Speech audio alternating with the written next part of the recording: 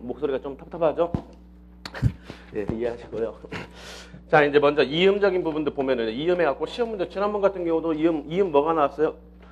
콘크리트의 균열 유발 줄눈 해갖고서는 이음 우리가 다른 말로 해갖고 시험 문제는 줄눈이라고 나오기도 하고 또는 뭐 조인트라고 나오기도 하고 뭐 다양하게 나오는 부분이 있죠. 옛날에 분리 줄눈 해갖고 아이솔레이션 조인트 뭐 이런 식으로 일단은 시험에 출제된 부분들도 있고 해갖고 봤을 때 이음이 이제 굉장히 다양하게 있는데 일단 공통적으로 쓸 수 있는 부분이 이음 같으면은 구조적으로 응력이 집중하고 그다음에 이제 일반적인 부분에서는 어떤 변형이 되기가 쉽고 아니면 어떤 누수적인 부분들 같은 아니면 뭐 탈락되기 쉬운 부분들하고 굉장히 다양한 부분들이 있으냐고 여기 봤을 때 우리가 무슨 이음이냐 콘크리트의 이음이 있고요. 그다음에 순서적인 부분 철근의 이음적인 부분들 그다음에 강제의 이음 또는 이제 연결 방법이라고 보통 이야기를 했다가 하죠.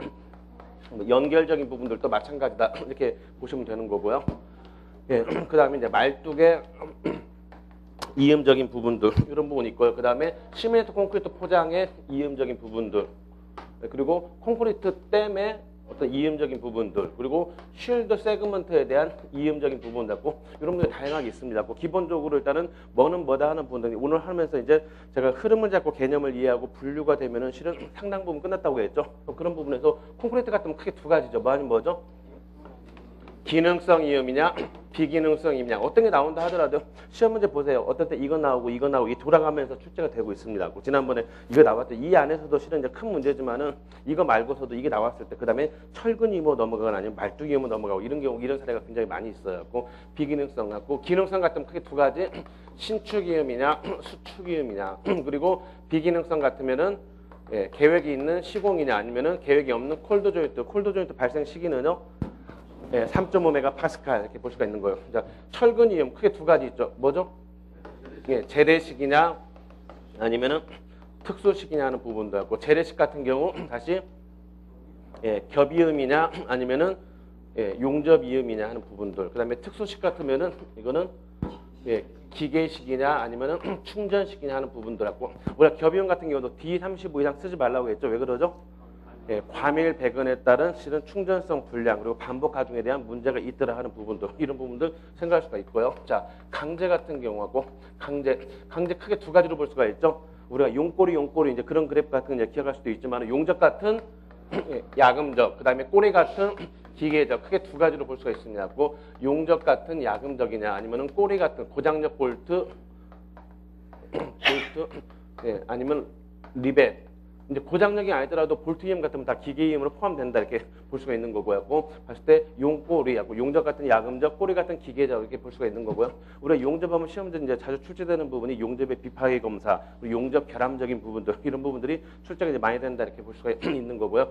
봤을 때 우리가 이제 문제점이 있다고 했죠. 뭐였죠?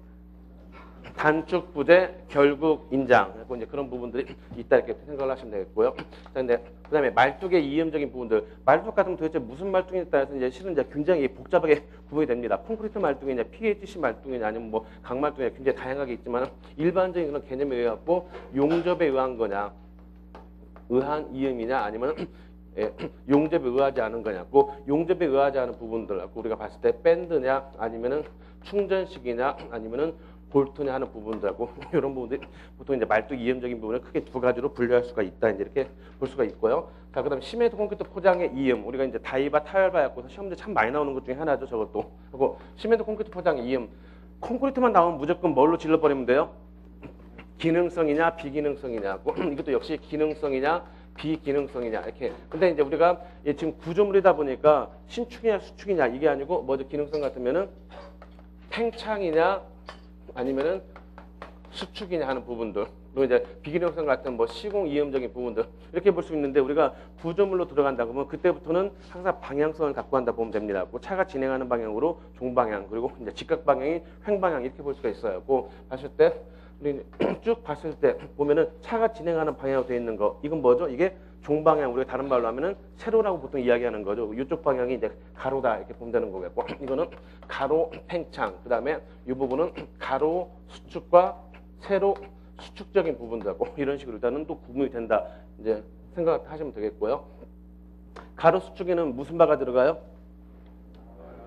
예, 여기 이제 다열바, 응력 전달하는 다열바적인 부분들. 그다음에 가로 팽창에는요, 예, 슬립바. 그다음에 세로 수축에는 타이바적인 부분들